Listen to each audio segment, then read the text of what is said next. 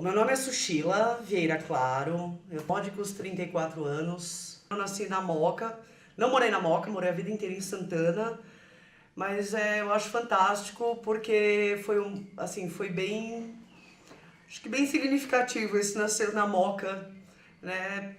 Somente porque eu falo muito alto, falo muito com as mãos e falo bastante palavrão. A minha mãe, até o final da gravidez, ela queria que eu chamasse Verônica, minha tia também, e meu pai tava numa vibe de, tipo, ler a biografia do Gandhi. Eu acho que ele tinha grandes esperanças pra mim, né? E aí ele viu o nome Sushila Nayar, que é a médica do Gandhi, e a minha mãe estava lá, né, acabou de parir a criança, e meu pai foi no cartório e registrou. A Sushila adolescente e criança sempre foi uma coisa meio estranha, né? Então, assim, estranha fora dos padrões de normalidades, principalmente da USP, né? Porque a USP a gente sabe que não tem muito padrão de normalidade, embora ainda tenha. Vestia roupa que me dava vontade, que me dava conforto. Quando dava vontade eu penteava o cabelo, sabe? Tipo, era muito assim, essa liberdade de poder estar dentro da minha pele. E eu acho que isso acabou influenciando também, porque conforme você vai crescendo, você vai sendo meio que excluído dos grupinhos, da galera que tá amadurecendo, né? E, assim, por um lado, se na época era ruim, hoje eu vejo quanto isso foi positivo, porque eu me focava muito mais nos estudos. Beleza, dinheiro, status, assim, a gente perde, mas conhecimento é a única coisa que a gente leva até o final. Então eu acho que isso acabou, uma bagagem que acaba dizendo, inclusive, muito de como eu sou hoje, do que eu tenho no plano futuro da minha vida, né? Que é essa questão acadêmica. Eu sempre gostei muito de trabalhar com muito assim, a comunicação voltada para design, principalmente design gráfico. Eu sempre gostei muito de desenhar, eu sempre gostei muito de escrever. Então isso para mim foi muito natural. Não é uma coisa que eu sentei e falei assim, hoje, deixa eu ver, vou definir, vou fazer publicidade. Não, pra mim foi uma coisa que, tipo, o que eu vou fazer se não publicidade? O que eu vou fazer se não comunicação? Né? E a escolha da ECA é até engraçado, porque quando eu terminei o ensino médio, o único lugar do mundo que eu não queria ir era pra USP. E aí, no fim, quando eu realmente decidi fazer publicidade, foi numa situação econômica muito ruim, foi, publicidade, onde é grátis? Na USP. Então eu acabei vindo para a ECA não tanto tipo, a ECA é isso, a ECA é aquilo, né? Até porque a referência que eu tinha de um curso bom de publicidade era o Mackenzie. Então, não é mais. Aí eu acabei vindo para a ECA, na verdade, pela questão da gratuidade, né? De você não pagar mensalidade. Porque, de novo, a USP é grátis, mas ela não é de graça. Entendeu? Tanto monetariamente, eu acho que quanto em vários outros aspectos subjetivos, a USP te cobra muito, entendeu? Então, assim, você não paga uma mensalidade, mas não é de graça. A partir daí, eu acho que não teve um dia na minha vida que eu não vim pra USP. Então, aquele ranço acabou se transformando numa história de amor e talvez síndrome de Estocolmo. Bom, assim, a minha mãe foi, assim, o suporte máximo da vida pra continuar estudando. E eu lembro que quando eu passei na FUVEST em 2009, tipo, ela comprou um jornal só porque saiu, né, saía a relação das pessoas que tinham passado há muito tempo atrás. E ela comprou só pra ter, né, assim, a gente jogou, sei lá, jogou o jornal fora, mas pra ela eu acho que foi um rito muito mais emocionante do que pra mim. Aí da minha nova família, né, a família que a gente adota, né, depois que a gente casa, foi uma das coisas mais bacanas. Eu já estava casada e aí tinha aparecido a vaga de RP, eu já estava terminando o mestrado e eu cheguei pro meu marido e falei, Rafa, tipo, e aí, o que eu faço? Porque apareceu essa vaga que eu queria faz muito tempo, só que agora eu também posso dar uma aula e completar a renda, né? Aí ele falou assim, vai aparecer outra vaga rápido? Eu falei, provavelmente não, essa demorou 8 anos pra aparecer. Aí eu falei, então faz o que você quer, tipo, dinheiro a gente se vira, depois a gente se arranja. Meu marido às vezes fica aqui até, sei lá, 10 horas da noite esperando terminar a aula. Então foi um apoio assim, É o tipo de apoio que se você não tivesse, você não continuaria. E quando eu conheci o meu marido, ele tinha um salsichinha, né, que era o Nero, que já tava assim meio velhinho. E eu fiquei apaixonada pelo Nero. E aí eu e o Nero temos uma relação muito forte hoje, sabe? Não é nem mais madrasta, sabe, enteada. Já é uma relação muito mais de família. E aí depois eu acabei pegando a Kaninchen, que a Kaninchen é, tipo, o meu bebê encantado. Tipo, ela é a minha vida. Aquela frase que tem do Homer, né, que ele faz pra Meg, que ele coloca do it for her. Eu sempre faço, tipo, do it for her, tipo, é a Kaninchen, sabe? Eu vivo, eu trabalho pra dar o melhor possível, assim, as melhores condições possíveis pra eles. A Kaninchen, ela teve 4 hérnias de disco que ferraram de vez. Eu tava em Sorocaba com a minha sobrinha, meu marido não falou nada. Eu entrei no carro, ele falou, então, a Kaninchen tá ruim. Aí eu falei, tá, mas o que? Ele falou, não, ela tá ruim, que ela tá com hérnia de disco.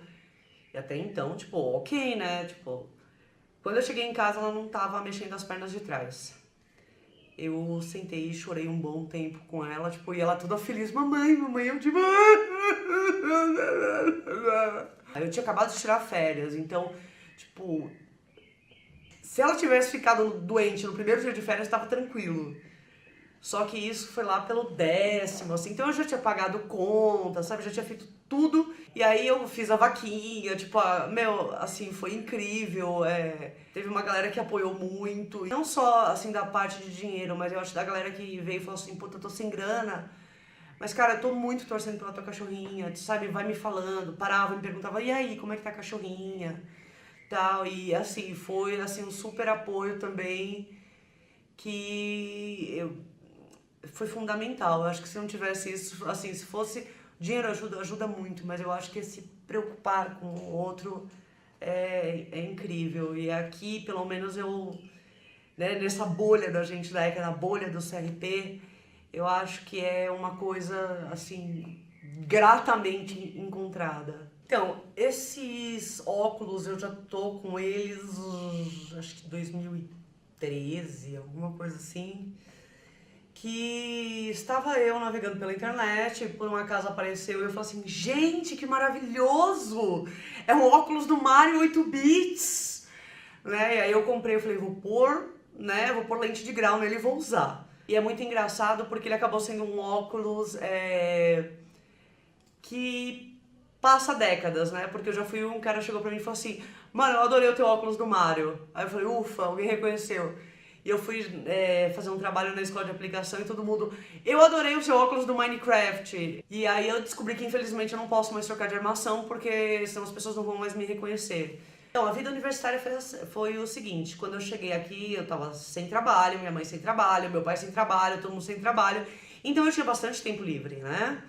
E então eu cheguei a ensaiar algumas vezes com a batereca, mas aí logo em seguida apareceu né, eu fui chamada num concurso e aí não tinha como me envolver em nenhuma entidade estudantil aqui da ECA ou de qualquer outro lugar. Você entra na sala de publicidade, tem 50 pessoas que a mãe disse, filho, você é muito criativo, vai fazer publicidade, e eu estou incluída nisso, tá? Mamãe, você sabe.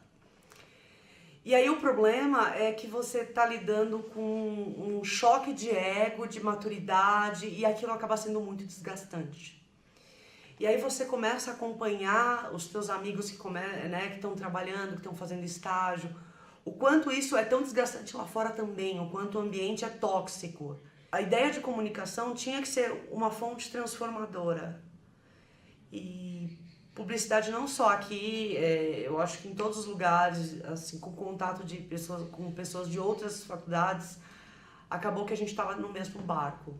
Foi aí que eu resolvi que eu ia para relações públicas, porque me parecia um campo muito mais ativo de transformação. Que a gente não teria tanto uma espetacularização que nem na publicidade, mas a gente teria uma ação muito mais efetiva. Eu dei muita sorte de abrir um concurso para trabalhar na USP e eu prestei, e eu lembro que eram 74 vagas, eu fiquei em 164, alguma coisa assim, eu falei, nem esquece. E logo no meu segundo ano de publicidade, março mais ou menos, eu fui chamada para cá. Tanto que eu fui inicialmente trabalhar na reitoria, eu trabalhava com ações judiciais. E aí apareceu a oportunidade de vir para a ECA.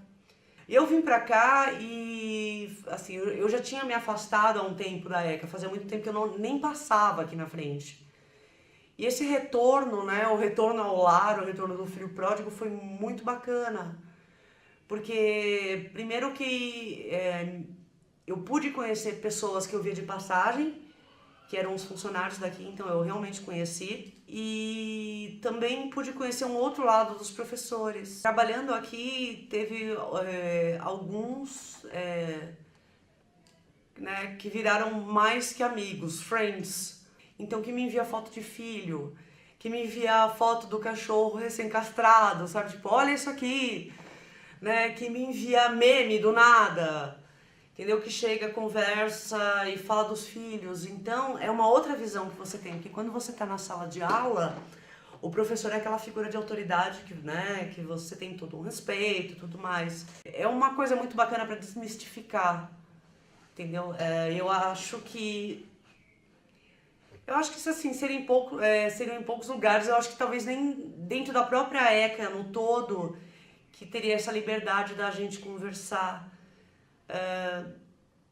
de igual para igual, mas de uma forma muito mais considerando que são dois seres humanos que estão ali. Eu falo que hoje, assim, eu só saio daqui se fecharem mesmo, porque aí eu vou ser aquela que vai estar fechando o cadeado. Terminando a graduação em publicidade, eu entrei no mestrado na Faculdade de Educação com um projeto que era interdisciplinar, com a ECA, com o CRP. E aí eu defendi o meu mestrado no ano passado e já entrei no doutorado agora também, que é outro projeto que envolve educação, comunicação e design, que para mim os três não conseguem andar soltos. Ensinar, tipo, e você vê que a pessoa está aprendendo, é uma sensação quase orgásmica, que você olha na cara daquela pessoa e a pessoa tá tipo... Entendeu? E você saber que você ajudou nisso. A ECA, ela é um lugar transformador para quem souber se deixar transformar. Porque você pode passar pela ECA de uma forma muito rasa. Mas eu acho que a partir do momento que você deixa aquilo de fato te entranhar, eu acho que ela pode ser transformadora assim. Foi pra mim, foi assim, em vários sentidos. A ECA me tornou muito mais política, entendeu? Ela me tornou muito mais questionadora. Isso foram com as amizades, com o convívio que eu tive aqui. Eu acho que a primeira coisa que eu mudaria na ECA, obviamente tirar as grades. Eu acho que agora, nesse momento, seria aumentar os fluxos todos entre as unidades. Porque ela foi pensada de uma forma similar à Bauhaus. Então você tem um projeto, o pessoal de IPP escreve, o pessoal de RP vai cuidar da imagem, o pessoal do CTR vai gravar com a música do pessoal do CMU, entendeu? Com a interpretação do pessoal das cênicas. Então eu acho que eu voltaria a essa ideia de você integrar mais, né? De você melhorar os fluxos.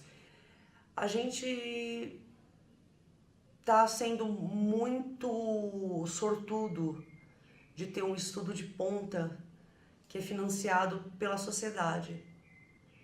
Eu acho que a gente precisa devolver, dentro da especialidade de cada curso, isso para a sociedade. Um aluno de graduação na USP custa R$50 mil por ano. Pensa assim numa continha super de humanas. Quantos são R$50 mil, tipo, sabe, em cartelas de amoxicilina, que é um antibiótico barato? O quanto disso não está indo para compra de amoxicilina e está vindo para você que tá tipo, opa, tô levando minha graduação super suave, já garanti meu emprego quando eu sair daqui. Entendeu? Eu acho que a gente tem que ter essa responsabilidade, a gente tem que pensar dessa forma. O projeto de Memórias Ecanas é fundamental exatamente para reforçar essa identidade da ECA, né? Para reforçar essa identidade que talvez não seja tão institucionalizada, que ela não seja tão materializada, mas que não pode ser perdida. Então isso é um registro importantíssimo que a gente precisa ter para que a gente entenda o contexto que ocorre, né, no momento daquela materialização, daquela gravação do Memórias Arcanas. A gente pode fazer um estudo histórico através disso. Então a gente vai ter memórias arcanas que são mais otimistas, memórias arcanas que são mais pessimistas.